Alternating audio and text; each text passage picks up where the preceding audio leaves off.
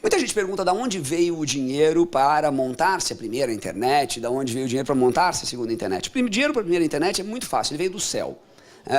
Ele despencou do céu e ele montou a primeira internet, essa primeira rede mundial de computadores, porque na época conectar dois computadores era caríssimo. E ele veio do céu? Sim, ele veio do céu. Ele veio do programa Apollo, ele veio do programa Voyager, ele veio de todo aquele monte de programas que era gastado para colocar o astronauta na Lua, e depois que o astronauta foi para a Lua, orbitou a Terra, ele ia lá fazer tricô, porque não tinha absolutamente mais nada que o ser humano podia fazer em volta da Terra, e aquele dinheiro foi usado para outra coisa. Bom, a segunda internet, né, a internet, depois que todo mundo começou a usar modem, começou a perceber que aquilo prestava para alguma coisa, ela veio muito forte na forma de portais, uma coisa que era uma exceção à regra. Ninguém imaginava que portais seriam a regra na internet, e em nenhum lugar do mundo, fora o Brasil, ainda é, sabe? Os Estados Unidos tem uma coisa ainda mais arcaica do que portais, que é a AOL, e a AOL continua viva, ninguém acredita como a AOL continua viva, mas eu lembro que quando eu fui para a AOL em 2003 fazer um projeto de redesign para eles, eu falei, olha, eu tenho um projeto muito louco, eu quero colocar a América Online. Isso. Por quê? Porque a América Online não tinha site, você escrevia AOL com BR e não acontecia nada. E ela era América Online. Então, até hoje, a América Online acredita numa internet fechadinha, murada, que existem comunidades fechadas, etc., e que não funciona direito. A segunda internet foi a internet que a hora que todo mundo começou a perceber que a internet era um pouco mais de uma brincadeira de nerds, dava para colocar dinheiro nela, e dava para colocar bastante dinheiro nela. E essa segunda internet foi a internet que a gente chama da bolha.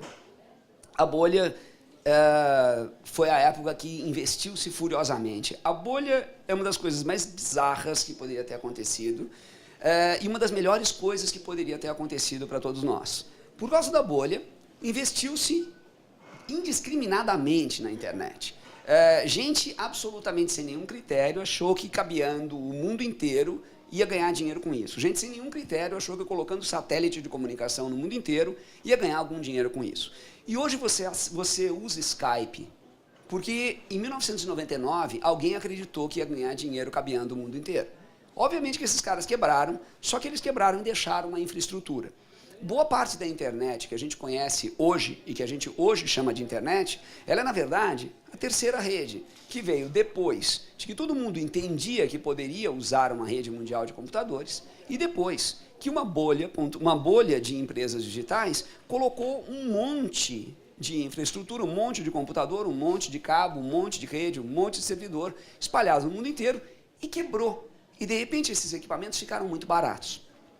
Serviços como o YouTube, por exemplo, seriam absolutamente inviáveis em 1999, porque o custo de armazenamento do gigabyte era altíssimo. O custo de transmissão de dados era altíssimo. Toda essa ideia que a gente tem de banda larga era impossível em 98, 97, 96. Então, não. Os principais sites da internet, eles ocupam 93, 94% do tempo. Então, se você acredita que você usa uma internet livre e aberta, é uma grande bobagem. Se você tirar Google, Wikipedia, Twitter e Facebook da sua internet, você não sabe nem direito o que fazer ou por onde começar, sabe? Então, existe um blog, como é que eu chego nele? Você chega pelo Google. E se não tem Google... Tinha um chamado Yahoo, né? Mas ele morreu, então eu não era nem levar a sério. Mas tudo bem, tira o Yahoo da vida, você vai guardar a foto aonde? Pois é. Então, o que acontece? A hora que você tem toda essa estrutura de computadores interligados, você começa a perceber que eu tenho um computador ligado o dia inteiro, não tenho nada para fazer com ele. A ideia de banda larga é uma ideia, não é um falso cognato, não é um mau nome, mas é um nome incompleto. Na verdade, não é porque a banda é larga, mas é porque a conexão é perene. De 2002, 2003 para cá, em 2000 eu fui para Londres, era muito engraçado. Em Londres, as pessoas não faziam ideia do que era banda larga. E aqui no Brasil a gente já tinha o Speed há muito tempo. Em Paris demorou, assim, em 2003 em Paris ninguém fazia ideia do que era banda larga ainda.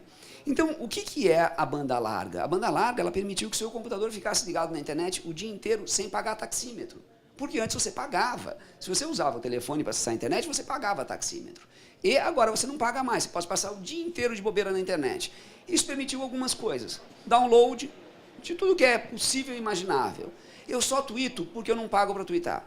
Eu só blogo porque eu não pago para blogar. Eu só leio o seu blog porque eu não pago para ler o seu blog. Se eu tivesse que pagar o tempo do telefone ligado o tempo todo, ninguém tweetava, ninguém blogava, ninguém orkutava, facebookava, youtubava, myspaceava e todos esses outros verbos.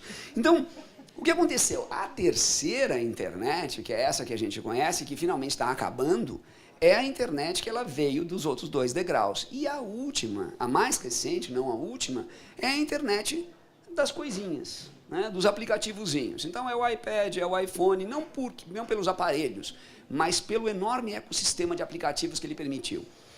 Aplicativos são a nova serra pelada, né? Todo mundo acha que vai ganhar um monte de dinheiro com isso, todo mundo largar tudo, fazer isso. Eu já vi isso na bolha, gente, não dá certo, volta a ser dentista.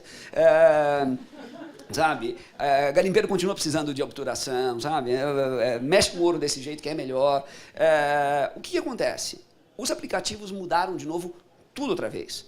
Porque a hora que eu tenho um aplicativo que acessa o Twitter no meu celular, no meio do trânsito, enquanto eu estou andando, eu não tenho mais web. Sabe? A hora que eu tiver, do mesmo jeito que a gente hoje tem computador, que você pega um texto, coloca no Google Docs, ele está disponível em qualquer computador em volta de você, você não precisa do seu computador para ter o seu texto. Sabe? A hora que o conteúdo eu posso acessar em qualquer aparelho, a hora que eu posso, por exemplo, sei lá, estou no banheiro, projeto na parede do banheiro o conteúdo e leio o jornal na parede do banheiro, aperto um botão, esse jornal foi marcado e eu volto a lê-lo em algum outro canto, é fantástico, sabe? É o que o Kindle faz. Kindle é uma excelente aplicação e a gente fala às vezes, né, Kindle contra iPad. A Amazon é muito mais esperta do que a gente imagina. Quando a